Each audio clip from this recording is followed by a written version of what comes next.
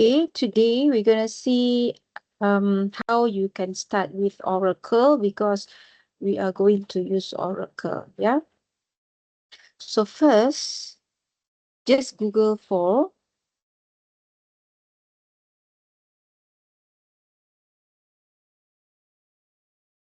Oracle Live SQL. Okay. Next, you have to click sign in. So if you don't have yet any account, you have to register. Okay, here, create account. So just fill in the information. You do not need to pay anything. So once you have registered, then sign into Oracle.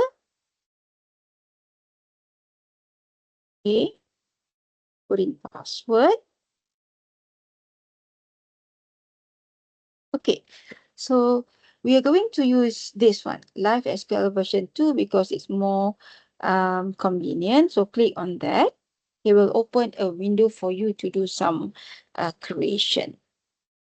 Okay, so this is the UI. So on the left side is basically the list of tables that we have created. Take note that you have to take note that this section, it should be, because this is our database. So these are the rest of database. We are going to use my schema, means our database, right? But you can also make use of other database, like for example, this one, projects, yeah, HR, if you want to play around with data, right? Okay, notice that tables, so only tables will be listed. This is the pin that we're going to write our Oracle SQL code. This pin will produce all statuses. Yeah, whenever we run the code, we will see the message over here, right? On the right side, it's basically the library where you can actually search for additional material, additional help, and so on. I'm going to close that, right? So for example, I'm going to create one table here, right? For example, create table. Let's name the table cost.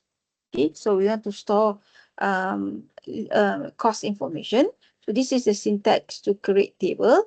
I will record another video on SQL. This is just to show you on how to use Oracle online. Okay, you can either install, or you can also use browser, because sometimes students unable to install Oracle in their laptop because of some technicalities. Yeah. Okay. So create table cost, open bracket, it will automatically have a close bracket because it's the syntax. So let's say that table, create table cost, so cost ID. Yeah. Then the data type for this course ID, let's say I want to set it as integer, means number. And then this field will be the primary key. So this is the syntax, comma, I have another column. So when you have another column, we will put comma here. Okay. So cost, cost code, for example, cost name. Okay, cost name, usually the name like database system, uh, requirement specification. So it should be text. So in Oracle, text will be bacha 2. Okay, there's two types of bacha. Bacha means slightly smaller than bacha 2. Usually we'll just use bacha 2, and we will allocate how many characters for this cost name. So let's say the name is long. It will not be exceed 30. So let's make 30. And then next, we want to also store credit hours, for example. Okay, this will be integer number. That's it. So no more comma, because we are not going to add in any field. And then all the whole this is basically one instruction from create to the end. So you have to put semicolon at the end of the instruction. Okay, so highlight all the instruction. This is where you run your code. Yeah, run statement. So run your code.